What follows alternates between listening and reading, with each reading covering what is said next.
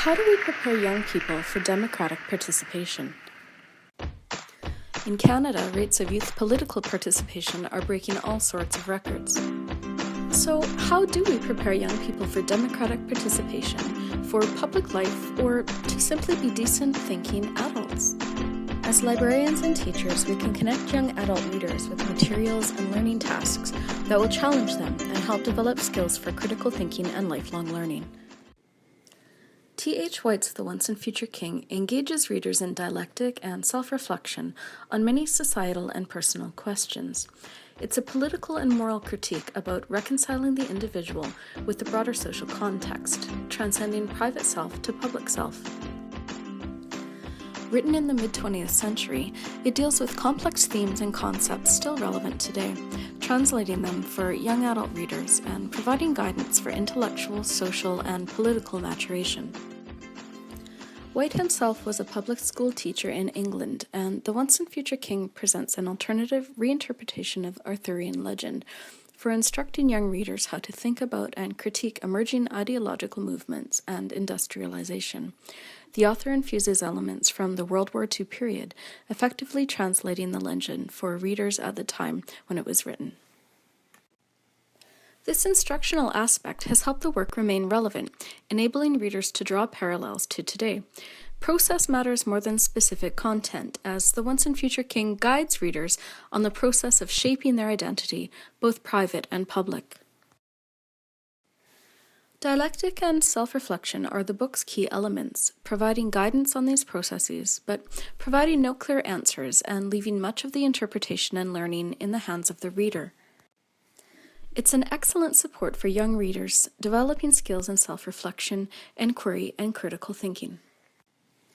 The story spans 4 books written over 2 decades. Set in the fictional Greymere, it recounts the coming-of-age story of Arthur from childhood to king. On a grander scale, it symbolizes England's transition from feudalism to a modern power engaged in modern warfare. The story explores the overarching question, what is a justifiable war? Demonstrating how Arthur's perspectives and his political actions as king are shaped by experiences, personal relationships, self-reflection, and broader social context.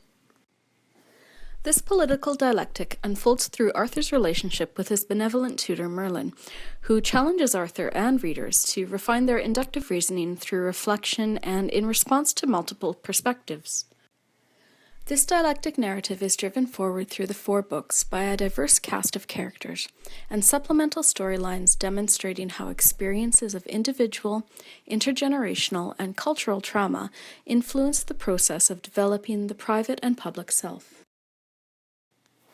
Merlin is traveling backwards through time, which allows him to infuse knowledge and insights from the future, trying to change the might makes right paradigm during Arthur's timeline, and change the history that follows.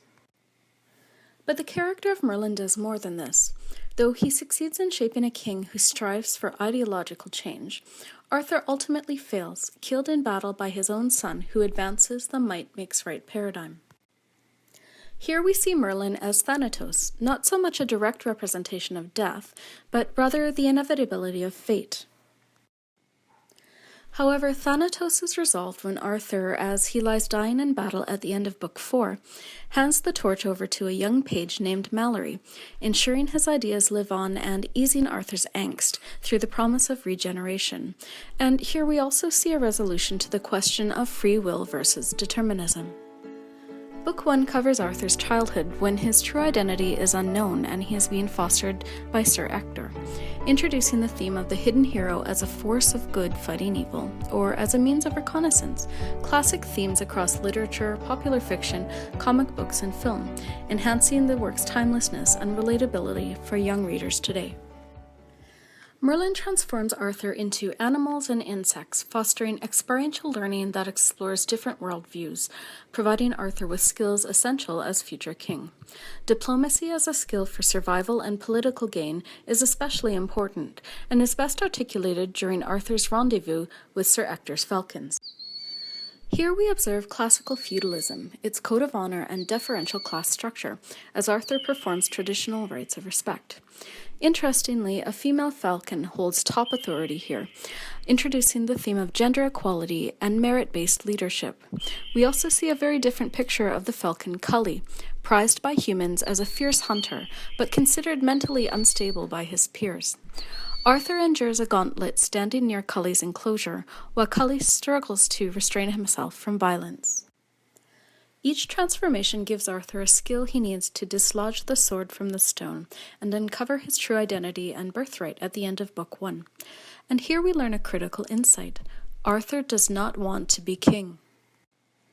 Book 2 opens with the introduction of the contemptible Queen Morgase, Arthur's unknown half-sister, and her 4 horrible sons, exemplars of wanton and unchecked violence and destruction due to a lack of self-reflection. Morgase's ambition and unchecked cruelty propel her sexual pursuit of her half-brother Arthur, bearing him the son Mordred, against whom Arthur's ultimate failure is realized in battle, returning him full circle to where his education with Merlin began. These characters offset the pivotal debate between Arthur, Merlin, Sir Kay, and others in Book 2, where Arthur defines his code of chivalry and decides the purpose for the Knights of the Round Table as a state militia. Book 3 introduces Sir Lancelot, insecure and sadistic, striving through self-reflection to forge a heroic identity, self-correct behavior, and suppress his inclinations towards wrongdoing. Lancelot emulates Arthur's chivalrous ideal as a way to mask his shortcomings and insecurities. He reveres Arthur, but falls in love with Arthur's wife, Queen Guinevere, creating new sources of guilt and torment. The love triangle consumes these three, as Arthur, out of fairness, allows the affair. This presents an interesting theme: altruism with ill consequences. For millennial readers, for whom altruism and community service are common values, this storyline may guide reflection on balancing sacrifice in their own lives.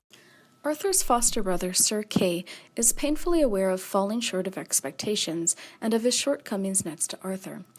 But Kay remains loyal to Arthur and makes a good life for himself that accommodates his limitations.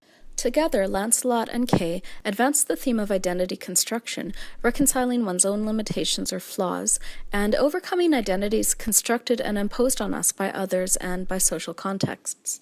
Robin Hood, another hidden hero introduced as Robin Wood, represents the sympathetic outlaw in his own homeland, lending righteousness to Arthur's political agenda as he fights beside him. Alongside Robin, Maid Marian introduces the concept of gender equality and the exploration of feminist identities. And then there's old King Pellinore and his decades-long pursuit of the questing beast Gladysent at the expense of a life with a woman he loves. While serving as comic relief, Pellinore does three very serious things in the narrative. His ridiculous battle with Sir Gramore shatters Arthur's idyllic view of knighthood, allowing Arthur to redefine his concept of heroism. King Pellinore undermines Thanatos by repeatedly overcoming inertia. He abandons his pursuit of the questing beast and marries his true love. He and Sir Gramore overcome the momentum of their armor and renew their friendship. And old Pellinore adopts the code of chivalry, overcoming the adage, "You can't teach an old dog new tricks." Pellinore demonstrates both the futility of fantasy and its role in reconciliation. His quest for the beast was not meaningless. It gave him capacity to finally transcend fantasy, embrace reality, and change his circumstances. As an adult reader, I connected more with the serious side of Pellinore's storyline and found the comic relief somewhat tiresome.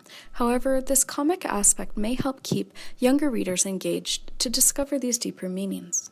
Overall, The Once and Future King shows young readers how childhood experiences influence identity development and shape one's thinking and actions as adults. It translates important complex questions, engaging readers in dialectic and self-reflection. It demonstrates the process of reconciling trauma, flaws, and failures, and how one may resolve these and move forward. Now, The Once and Future King is long, but it is fast-paced. It's not as dense as Shakespeare or Tolkien, but does contain similar themes, elements, and devices. It offers an introduction that may help young readers to progress to these more complex writers, and may be more accessible and encouraging for reluctant readers. It is an ethnocentric work with cultural misrepresentations and stereotypes, and even some ethnic slurs. But this is no reason for censorship.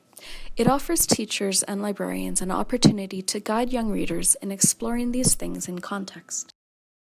The work is clearly an expression of Western philosophy, with the underpinnings of democratic political thought, but guides young readers in thinking about non-democratic ideologies emerging today, and what constitutes the good life.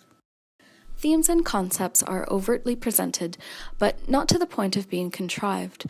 This may turn off some adult readers, but it makes the work more accessible for younger readers needing this type of scaffolding. It's a form of guided reading which may reflect the author's own pedagogical skill. The Once and Future King has been interpreted on stage and in film.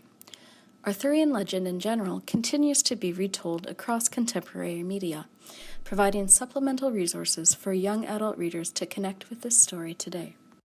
Well, thanks for joining me for this discussion. Next time on Bookmarked X, we'll explore feminist identities in Divergent and The Hunger Games.